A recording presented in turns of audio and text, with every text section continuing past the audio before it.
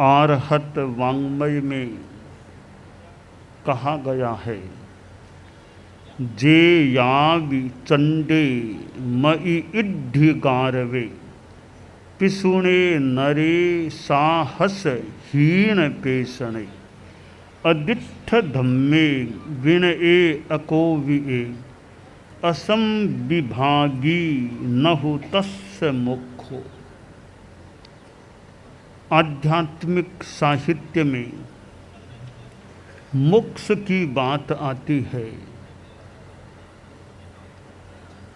जन्म मरण की परंपरा से छुटकारा पाकर हमेशा के लिए शरीर मुक्त, दुख मुक्त अवस्था में रहना, यह मोक्ष की स्थिति होती है। प्रश्न होता है, मोक्ष कौन प्राप्त कर सकता है और कौन प्राप्त नहीं कर सकता। इस संदर्भ में तात्विक विवेचन भी हो सकता है। अभव्य जीव कभी भी मोक्ष को प्राप्त नहीं कर सकता और भव्य जीव ही मोक्ष में पहुंच सकते हैं। अब भव्य जीव भी हैं, वे कई बहुत लंबे काल के बाद मोक्ष जा सकते हैं और इस संसार में भव्य जीव भी हमेशा रहेंगे, यह भी सिद्धांत है। शास्त्र में कुछ स्थितियां बताई गई हैं जो मोक्ष में बाधक बनती हैं।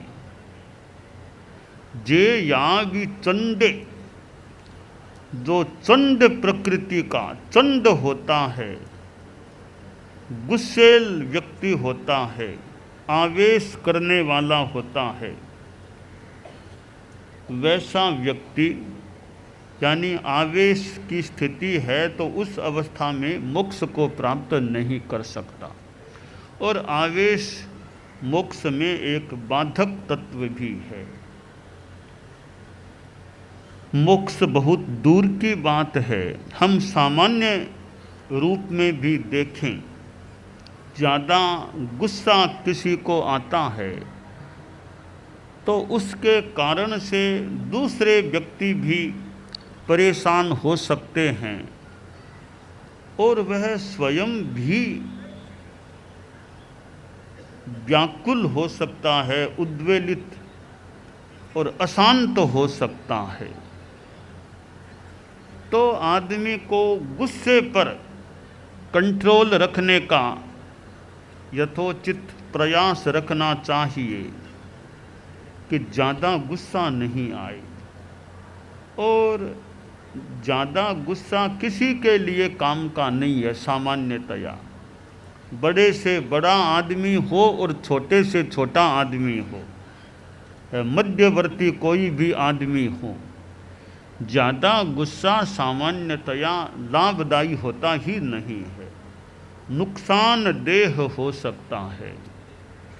चाहे आदमी परिवार में रहे, चाहे व्यापार की जगह पर रहे, कहीं रहे, ऑफिस में बैठे, किसी पद पर हो चाहे बिना पद पर हो, ज़्यादा गुस्सा आदमी के लिए कठिनाई पैदा करने वाला हो सकता है। तो चंडे आदमी को चंड नहीं बनना चाहिए, गुस्सेल नहीं बनना चाहिए। कई लोग ऐसे भी मिल सकेंगे बड़े शांत स्वभाव के होते हैं, कुछ भी उनको बोल दो वे अपनी शांति में रहते हैं।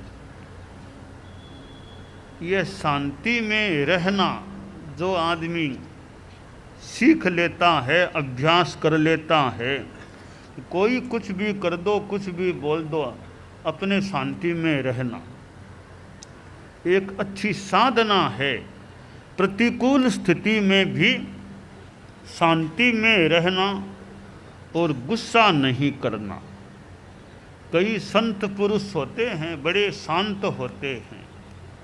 एक साधु था, सन्यासी। वह प्रातः काल बाहर जाता, शौच क्रिया भी हो जाती, भ्रमण भी हो जाता, और बाहर थोड़ा ध्यान, योग, साधना, एक्सरसाइज भी कर लेता। बाहर अच्छी नदी, हरियाली, अच्छा मैदान था, तो वहाँ जाके ध्यान, योग की साधना भी कर लेता। और ऐसे तो ध्यान कहीं भी लग सकता है, अभ्यास है तो भीड़ में भी आदमी ध्यान में रह सकता है। परंतु सामान्य रूपेण कुछ निमित्त की चर्चा करें तो थोड़ा एकांत स्थान हो, अच्छा माहौल हो, हरियाली है, पहाड़ है, नदी है, नीरव सा माहौल है, तो वहाँ थोड़ा ध्यान के अनुकूल निमित्त हो सकते हैं। तो सन्यासी वहाँ ध्यान जप भी कर लेता, एक्सरसाइज भी कर लेता, शौच क्रिया का काम भी निपटा लेता। 1.5-2 घंटा में फिर वापस अपने आश्रम में आ जाता। वह जब बाहर जाता, मार्ग में एक कोई थोड़ा फूटा हुआ सा मकान था, उसमें से एक आदमी बाहर निकल करके आता। तो वो संत जब मकान के सामने से गुजरता तो वो आदमी कूड़ा करकट हाथ में रखता, किसी बर्तन में, साधु में कूड़ा करकट फेंकता। उसका रोज का क्रम था कि साधु आए तो कूड़ा करकट साधु में फेंकना, घर की सफाई की होती और वो कूड़ा करकट साधु में डालना। प्रायः वो चूकता नहीं था कि रोज यह काम प्रायः अपना कर लेता। साधु ने उसे कभी भी कुछ भी नहीं कहा। साधु शांत स्वभाव से आगे चला जाता, अपने कपड़े धड़का लेता, ठीक कर लेता। उस आदमी को न कभी डांटा, न कड़ा कहा, बस डाल दिया तो डाल दिया, वो साधु शांति में रहता। यूं कोई 50-60 दिन बीत गए, रोज वो कचरा साधु में गिरता। एक दिन वो साधु प्रातः जा रहा था तो देखा वो घर आया, वो आदमी बाहर नहीं मिला जो कचरा फेंकता था। तो सन्यासी ने सोचा, रे उस आदमी से मिलना तो चाहिए, आज बाहर तो मिला नहीं, मैं अंदर चलूं देखूं क्या करता है। तो सन्यासी उस आदमी से मिलने की भावना से उस मकान के अंदर गया तो वह आदमी खटिया पर लेटा हुआ था। साधु तो बड़े प्रसन्न भाव से बोला, भैया क्या बात है, आज बाहर आए नहीं, क्या बात हुई? बोला, क्या बताऊं, बुखार आ गया, 105 डिग्री बुखार है, उठना भी मुश्किल हो रहा है, बाहर कैसे आऊं? अब साधु को दया आ गई कि यानी सहानुभूति, करुणा, कि बेचारा कष्ट में है, बुखार में है, मैं कोई सहयोग करूं इसका। तो साधु ने कुछ मंत्र पाठ, जैसे मंगल पाठ, ऐसा कुछ पाठ कुछ देर तक बोला। वो उस आदमी के पास साधु बैठा रहा, आधा घंटा, पौन घंटा साधु बैठा रहा। और अब उस आदमी को लगा बुखार तो कम हो गया है, तो वह बोला, बाबा अब तो कुछ मुझे ठीक लग रहा है। वो आदमी बैठा, खड़ा हुआ, अब तो मुझे ठीक लग रहा है। कहा, अच्छी बात है, तो अब मैं जा रहा हूँ। अब उस आदमी के मन में आया कि यह साधु क्या आदमी है, मैं तो इसमें रोज कचरा डालता था, उसे तकलीफ ही देता था, अपमान भी होता था, और यह साधु मेरे लिए ही संभवतः अंदर आया है, मेरे पास बैठा है, मंत्र पाठ बोले हैं, मैं प्रायः लगता है ठीक भी हो गया हूँ। तो मैंने तो इसका इतना अहित किया, बुरा किया, मैंने अधमता की, इसने कितनी महानता की, मेरे जैसे के पास आकर के बैठा है। उस आदमी का मन भी बदल गया और वह साधु के चरणों में गिर गया, मस्तक रख लिया कि बाबा आप तो धरती के कोई मानो श्रृंगार हैं, उत्तम पुरुष हैं, जो मेरे जैसे नीच पर भी करुणा करते हो। मैं तो दुनिया का एक यानी यहाँ का अधम आदमी हूँ, मेरे जैसों पर भी आपकी करुणा बरसती है, तो आपकी उत्तमता की तो क्या व्याख्या की जाए। बाबा मैं माफ़ी के लायक हूँ या नहीं पता नहीं, हो सके तो मुझे माफ़ कर देना, मैंने तो बहुत आपको यानी अपमान भी दिया और कष्ट भी दिया है। साधुओं ने कहा मेरे मन में वैसा कुछ नहीं है, मेरे मन में कोई तुम्हारे प्रति आक्रोश बैर भाव कुछ नहीं है। बोला आप में बैर भाव नहीं है तो आपकी महानता है, तो मैं तो अधमता में कितना आगे बढ़ गया था। अब संत की करुणा और क्षमाशीलता, संत हृदय नवनीत समाना, कहा कवि न पर कही न जाना। निज परिताप द्रवहि नवनीता, पर दुख द्रवहि सुसंत पुनीता। कवि ने कहा कि भाई संत का हृदय तो नवनीत के समान, मक्खन के समान कोमल होता है।